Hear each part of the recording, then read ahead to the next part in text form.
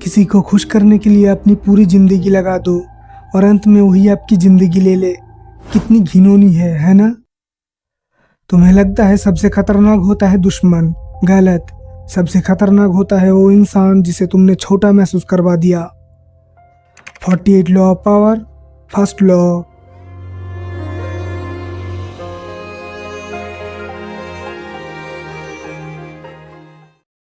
Never outshine the master. इस बात का मतलब है कभी भी अपने से सुपीरियर लोगों को अपनी खूबियां ज्यादा मत दिखाइए। इससे वो लोग आपके खिलाफ हो सकते हैं। हमेशा अपने मास्टर को होशियार और ताकतवर दिखाइए और आप चुपचाप आगे बढ़ते रहोगे। इस्तांबुल एक एम्पायर जो उस वक्त के आधी दुनिया पे राज करता था। सुल्तान पावर का सिंबल था, पर एक और पावर था, आर्मी। ऑटोमन एम्पायर की सबसे खतरनाक आर्मी का नाम था जेनिसरीज। जेनिसरीज उस वक्त के इलाइट आर्मी थे, बचपन से ट्रेन किए गए, सबसे लॉयल, सबसे डिसिप्लिन्ड, सुल्तान के नाम पर जीने मरने वाला शख्स। एक दिन जेनिसरीज ने सुल्तान को खुश करने के लिए और आर्मी की ताकत दिखाने के लिए उन्होंने पैराडी निकाली। सुल्तान भी वहीं पे था। लोग तालियां बजा रहे थे और लोग काफी ज्यादा इम्प्रेस हो जाते हैं जेनिसरीज से।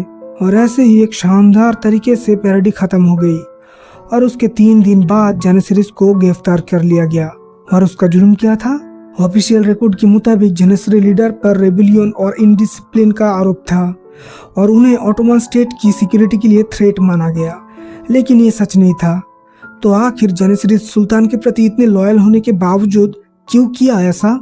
जेनिसरीज सुल्तान के दुश्मन नहीं थे, पर जब लोग सुल्तान से पहले उनके लिए खड़े होने लगे तो सुल्तान इनसिक्योर हो गया। जेनिसरीज के लिए बजाई गई हर एक तालियां सुल्तान को तकलीफ दे रहा था। जाहिर सी बात है जेनिसरीज स्टेट के लिए खतरा नहीं था, लेकिन ना चाहते हुए भी सुल्तान ने उसको खतरा बना लिया और फलस्वरूप एक गलत अप्रोच और जिंदगी भर के लिए जेल। अब कितने भी यूजफुल हो, अगर आप अपने मास्टर को इनसिक्योर महसूस करा दो तो आपकी अंत निश्चित है। अगर आप अपने मास्टर को सुपीरियर महसूस करवाते हो तो वक्त आने पे वो आपके डिफेंस पे भी काम करेगा। फ्रांस पावर के शिकार पर नेपोलियन बोनापार्ट थे। आर्मी उसका, लॉ उसका, यूरोप का डर उसके नाम। और उसके पास एक आदमी था जिसका नाम है टैलेरैंड। टैलेरैंड हर चीज समझता था, पॉलिटिक्स, डिप्लोमेसी, फ्यूचर, पर उसने गलती कभी नहीं की। वो कभी ये महसूस नहीं करवाता कि नेपोलियन के बिना वो कुछ कर सकता है। उल्टा पब्लिक में टैलेरैंड बोलता है एम्परर का विजन यूरोप से आगे है। नेपोलियन जो देखता है वो बाकी दुनिया बाद में समझती है।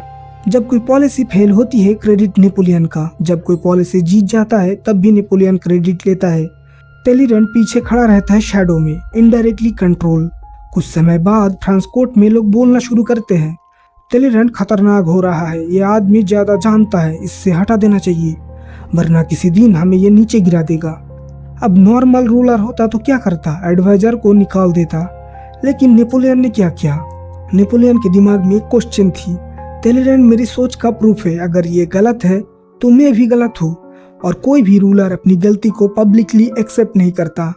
इसलिए नेपोलियन ने क्या किया? टैलेरैंड को हटाया नहीं, उल्टा कोर्ट के अगेंस्ट उसे प्रोटेक्ट किया, क्योंकि टैलेरैंड नेपोलियन की सुपीरियरिटी का एक सबूत था। अगर तुम किसी को सुपीरियर महसूस करवाते हो तो वो तुम्हें अपने सिस्टम का हिस्सा बना लेता है। इसे ऐसे समझो, तुम्हारी जो आंखें हैं, क्या तुम इन्हें निकाल सकते हो? नहीं ना। वैसे ही अगर आप अपने मास्टर को सुपीरियर महसूस करवाते हो तो आपको कभी भी दूर नहीं होने देंगे। इन दोनों एग्जाम्पल से हमें जानने को मिला, जेनिसरीज की गलती थी बेमतलब का शोर और टैलेरैंड की खूबी थी खामोश रहकर दिमाग चलाना।